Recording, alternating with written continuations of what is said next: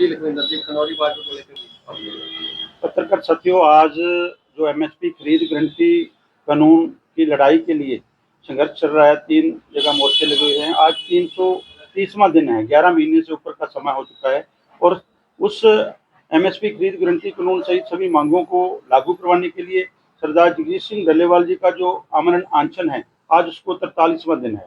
तो आज जो रात बीती है, उस रात को एक बार फिर उनकी सेहत बहुत गंभीर हो गई थी। उनका बीपी जो 45 और 65 हो गया था। अनकॉन्शियस ही रहे हैं थोड़ा समय, फिर मालिश वगैरह करने से जो स्वाभिमान डॉक्टर की टीम है उससे जो थोड़ा बहुत ठीक हुए। अभी भी उनकी हालात चिंताजनक है। और दूसरी तरफ अगर सरकार की बात करें तो केंद्र सरकार अभी भी इस मुद्दे पर गंभीर नहीं है। टेलीविजन पर माननीय कृषि मंत्री शिवराज चौहान जी बात करते हैं, बयान देते हैं कि सुप्रीम कोर्ट आदेश करेगी तो हम उनसे बात करेंगे। तो पहले जो 4 दौर की वार्ता हुई हमारे साथ फरवरी में, उसमें खुद वो चलकर आए। हमारी मानी हुई मांगे हैं, कोई स्पेशल कोई और मांग नहीं है। तो आपके चैनल के माध्यम से एक तो हम सरकार को चेतावनी देते हैं भी आप कहीं इस चीज का इंतजार ना कर रहे हो कि डल्लेवाल जी की मृत्यु होती है तो आंदोलन समाप्त हो जाएगा। ये डल्लेवाल जी ने क्लियर कर दिया। कल जो सुप्रीम कोर्ट की बनाई हुई कमेटी, हाई पावर कमेटी, जो रिटायर्ड जस्टिस नवाब सिंह की अध्यक्षता में आई थी, उनके सामने भी जगजीत सिंह डल्लेवाल जी ने क्लियर कर दिया कि मेरी जिंदगी से ज्यादा मेरे उन किसानों की जिंदगी है जो खुदकुशियां कर रहे हैं।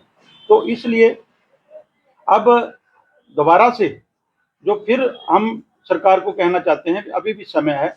उस हमारे किसान नेता जो जिंदगी और मौत की लड़ाई लड़ रहा है, आप द्वारा किए गए वादों पर जो लड़ाई लड़ रहा है, एमएसपी खरीद गारंटी कानून की लड़ाई है, तो उसके लिए दोनों मोर्चों ने, खनौरी मोर्चे से और शंभू मोर्चा, रतनपुरा मोर्चा, जो 3 जगह रखे हैं, आने वाली 10 जनवरी को देश भर में लगभग 7 लाख के करीब गांव है, पूरे देश के हर गांव में जिस तरह डल्लेवाल जी की जो कुर्बानी है, जो शहादत की ओर बढ़ रहे हैं, हर चूल्हे तक उनकी बात पहुंची है। उसी तरह आने वाली 10 जनवरी को देश भर में मोदी सरकार के पुतले जलाए जाएंगे।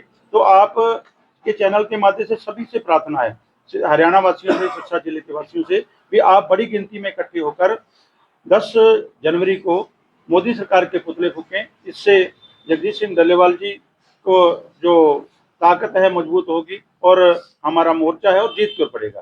तो अब इस जो सिरसा की बात करें, हरियाणा की बात करें, जो 4 जनवरी को महापंचायत हुई थी, उसमें बड़ी गिनती में हरियाणा से भी लोग पहुंचे हैं, पूरे देश भर से लाखों लोग पहुंचे हैं। तो एक ऐतिहासिक इकट्ठा जो कि आपके कैमरों में भी शायद पूरा कैद नहीं हो पाया होगा, कई किलोमीटर तक जो किसान, मजदूर और आम पहुंचे थे, उस सभी का धन्यवाद।